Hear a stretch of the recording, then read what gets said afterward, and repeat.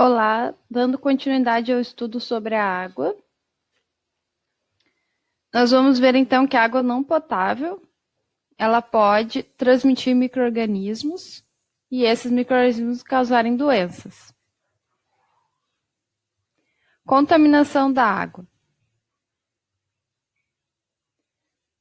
Então, as fontes de contaminação da água, ela é considerada contaminada quando contém micro-organismos que causam doenças, né, chamados organismos patogênicos, ou essa água também pode ser considerada contaminada quando ela apresenta materiais tóxicos. Os principais responsáveis pela contaminação da água são os seres humanos e suas atividades, sejam elas domésticas, industriais e agrícolas.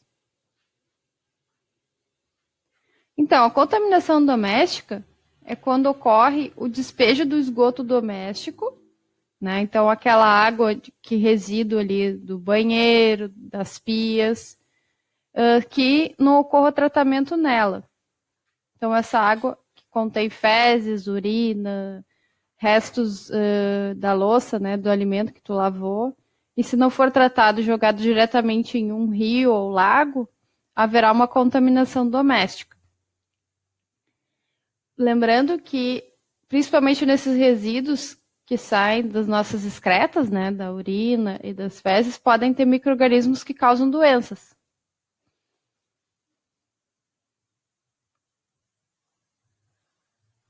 O descarte inadequado pode fazer com que esse material se deposite em rios, lagos ou corpos d'água. O líquido originado da decomposição do lixo orgânico também pode se infiltrar no solo e contaminar a água subterrânea. Então, também largar resíduos, né, lixos diretamente nos rios, além de contaminar esses rios ou lagos, pode infiltrar e contaminar os lençóis freáticos, que são aqueles rios subterrâneos. E aí já não dá mais para captar essa água para beber. Outra fonte de contaminação, ou tipo de contaminação, é a contaminação industrial. É quando, então, as indústrias, né, as fábricas, liberam resíduos das suas atividades nos rios, lagos ou mares. Essa atividade também ela é proibida. Deve haver um tratamento desses resíduos, assim como no esgoto doméstico, para depois a água que sobrou de alguma atividade da indústria possa ser lançada em um corpo d'água com segurança. O mesmo pode ocorrer de, se for lançado num solo, essa contaminação pode atingir os lençóis freáticos. E a contaminação agrícola, né, é naquelas plantações em que se usa pesticidas para controlar as pragas ou fertilizantes para as plantas crescerem mais rápido. E essas substâncias elas são tóxicas, né? Então elas podem ser arrastadas pela chuva, chegando a rios e lagos, ou ainda se infiltrar no solo e contaminar os lençóis freáticos. Então imagina aquela figura ali. A pessoa que pulveriza essas substâncias, elas têm que estar protegidas para não respirar aquilo e nem entrar em contato com a pele dela, porque é algo tóxico. Então por que a gente pode comer isso, né?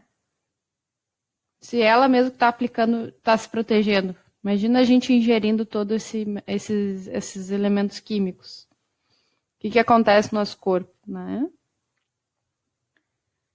Bom, agora as doenças que podem ser transmitidas pela água. Então, nós temos alguns exemplos, né? O primeiro aqui é a amebíase, então é um tipo de ameba, né, que é um ser vivo microscópico. Tipo aquela amoeba, aquele brinquedinho, uma geleiazinha, né, algo que fica escorregando, tal, que muda de forma. Esse ser vivo, né, esse protozoário, ele vive normalmente no nosso aparelho digestivo. No entanto, dependendo das condições que acontecem no ambiente, ele pode vir a se multiplicar e causar uma doença. Então, a gente pode adquirir a forma patogênica, né,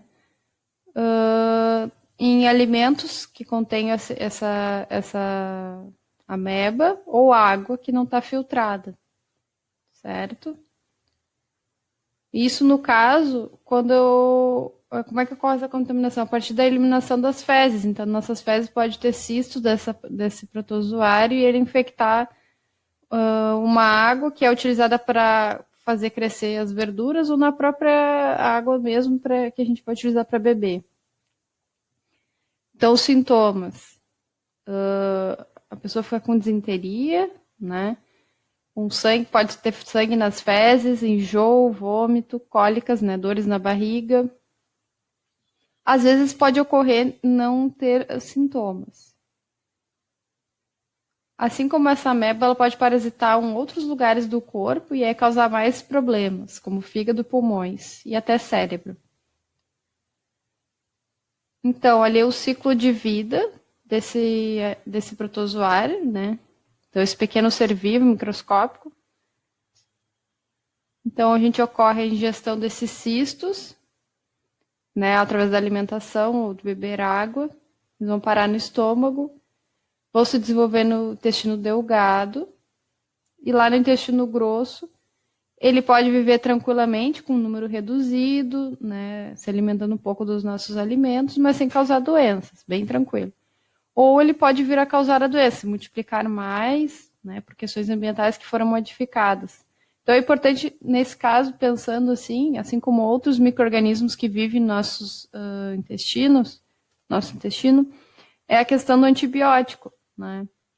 A gente tomar de modo controlado, conforme o médico indicou, para não haver morte de outros micro-organismos que não fariam mal e que seriam importantes. No momento que abre espaço, matando esses que fazem bem, abre espaço para esses outros que não fazem tão bem crescerem e causarem doenças, certo?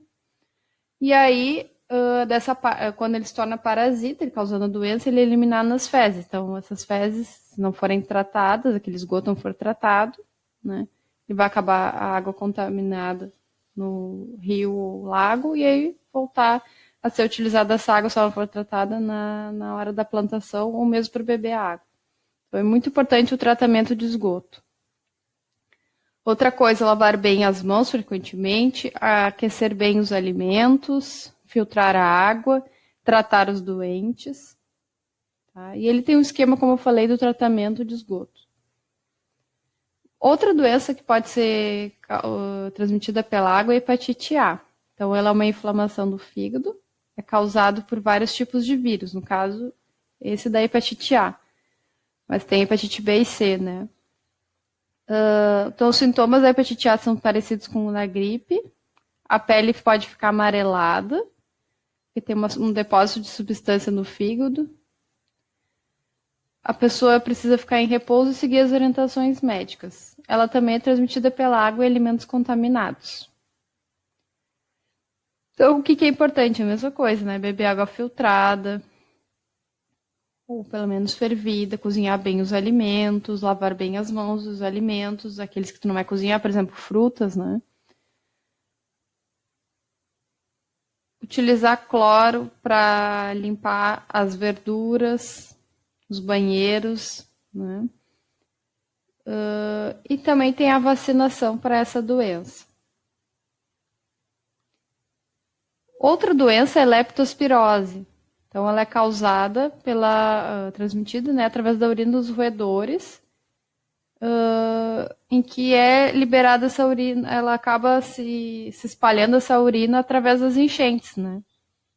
O outro chove demais e o esgoto pluvial não dá conta. Então, muitas vezes a pessoa anda descalça também, então ela entra em contato com a bactéria leptospira que está na urina do roedor. Então, é importante evitar o acúmulo de lixo para não atrair esses animais. Também tratar o esgoto, evitar contato com essa água ou lama de enchentes. Controlar os roedores, no caso, a partir das prefeituras fazerem isso, né? Mas a gente já pode evitar o acúmulo de lixo. E desinfetar os reservatórios de água com água sanitária. Então, no caso, as caixas d'água, né?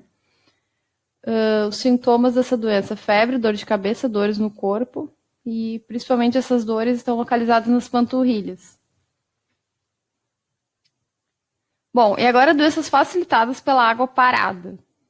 Então, nós temos alguns exemplos, a dengue, né, causada por um vírus, que é transmitido pela picada do mosquito Aedes aegypti.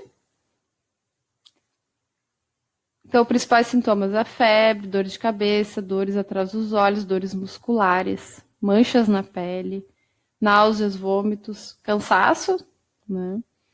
E a prevenção, ou seja, para não ter esse mosquito se multiplicando, né? Então, não deixar água parada em piscinas, vasos de plantas, entulhos, pneus, garrafas. Outra doença é a febre chikungunya. Então, ela é transmitida também por esse mesmo mosquito, claro que é um outro vírus, né? Ainda não existe tratamento nem vacina, só alguns remédios para aliviar os sintomas, assim como o da dengue. E a prevenção é eliminar, então, os criadores desse mosquito. Então, as mesmas medidas para a dengue. Os sintomas dessa doença, então, é febre, também dor nas articulações, dor de cabeça, manchas na pele, dor nos músculos. Então, nesse caso, é importante para diferenciar ir ao médico. Outra doença, febre zika. Então, os sintomas parecidos com os da dengue, então, dor no corpo, febre, dor de cabeça, olhos avermelhados, dor nas articulações, vômitos, presença de sangue, pode ter sangue no esperma, no caso do homem, né? Surgimento de manchas pelo corpo que coçam, então um pouquinho diferenciado das anteriores, tá? E a malária, aqui já é um outro mosquito, Anolepis. Então, é importante, mesma coisa, evitar acúmulo de objetos que possam conter água para não crescer esse mosquito.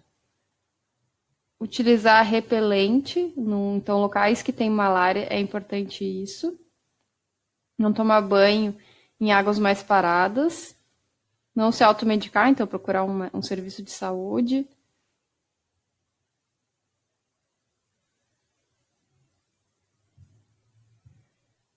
Aqui algumas referências que eu utilizei para fazer essa aula. Bom, e a atividade dessa semana? Então, é um exercício. Vocês vão descrever as doenças citadas no item 2, que está lá na folhinha, que vocês vão observar que não vai estar preenchido. Itens 2 e 3. Né? Vocês vão reexplicar essas doenças na forma da tabela que eu coloquei aqui. Está no modelo na folhinha também. Então, a primeira coluna vocês vão botar o nome da doença, a segunda coluna como é que essa doença é transmitida ou quem causa essa doença.